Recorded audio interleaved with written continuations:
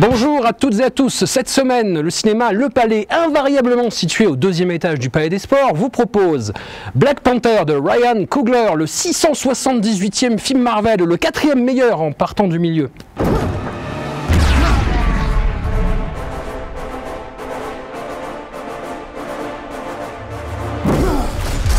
Belle et Sébastien 3, 2 et avec Clovis Cornillac, un film en milieu neigeux et barbu qui a du chien. Dans son regard, il n'y a que le vide et la mort. Mais ça fait plus de 4 ans que je la cherche partout, ma chienne. Ah, qu'est-ce qui me prouve qu'elle est à vous? La Princesse des Glaces d'Alexei Tsitsilin, un dessin animé russe beaucoup trop vaguement inspiré de la Reine des Neiges.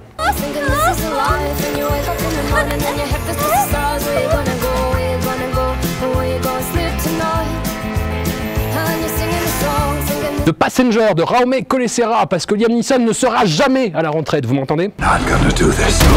You have no idea who you're up against. They will kill you, your family, and everyone on that train. Le retour du héros de Laurent Tirard pour le plaisir de voir Jean Dujardin affronter Mélanie Laurent, une actrice pour l'environnement. À 2000 Anglais qui chargent dans ma direction.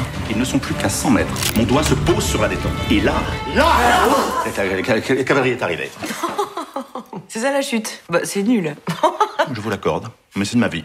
Et on ne la choisit pas. Le Labyrinthe 3, remède mortel de Wes Ball, un film avec des acteurs excellents de Game of Thrones, de Breaking Bad et puis plein d'autres acteurs adolescents interchangeables. The Last City, Wicked's whole base of operations. It's the lion's den, hermano. That's where we're going. 3 years we spent behind walls, trying to break out. Now we're trying to break back in. Le 15h17 pour Paris de Clint Eastwood, un film qui commence vachement bien et qui se finit par un discours de François Hollande.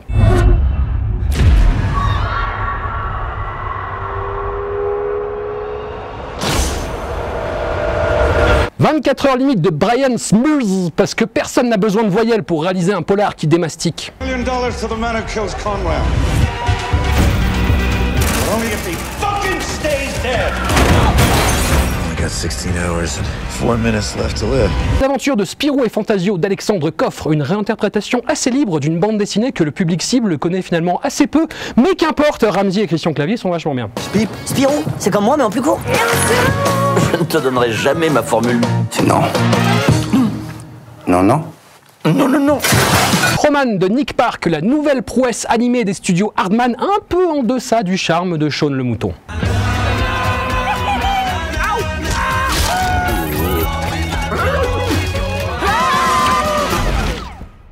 50 nuances de Grey » de James Foley pour les grosses vilaines et les gros vilains qui aiment se punir. I'm taking you away for the weekend. I just can't believe this is my life, that I get to live with you. Oh, I love your precious heart.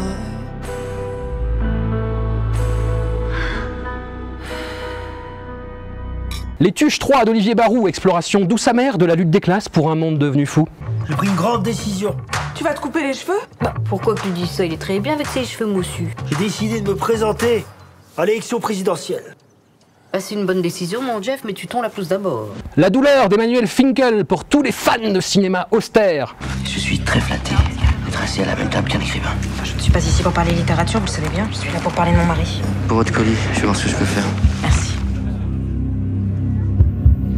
Voyage de Ricky de Toby Genkel pour tous les fans de cinéma d'animation animalier avec un message de tolérance. Je vais leur montrer comment on vole, moi. Il y a un moineau qui veut tenter le vol jusqu'en Afrique.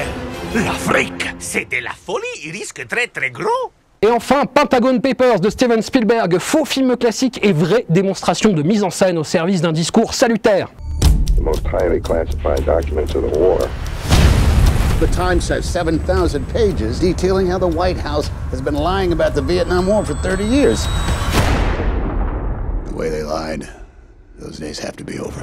Il ne me reste plus qu'à vous souhaiter une bonne semaine, de merveilleuses séances et à vous donner rendez-vous la semaine prochaine en toute bonhomie dans le respect de l'autre.